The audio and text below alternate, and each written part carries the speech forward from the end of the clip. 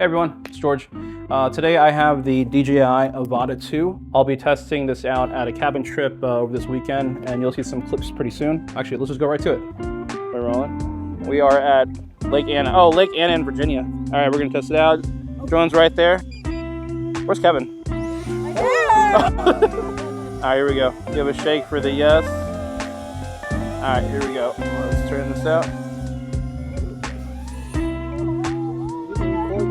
Oh, I didn't record it. Oh, here we go. Now I'm recording. George, I can't even see the drone. How am I going to record it? Yeah, here we go.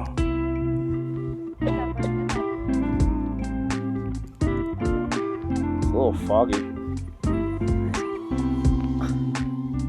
All right, we're going to get back out.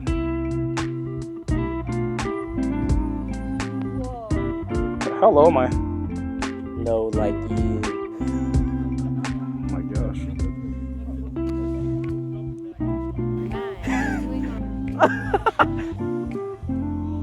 Is Matt twerking again? No, he was traumatizing your camera.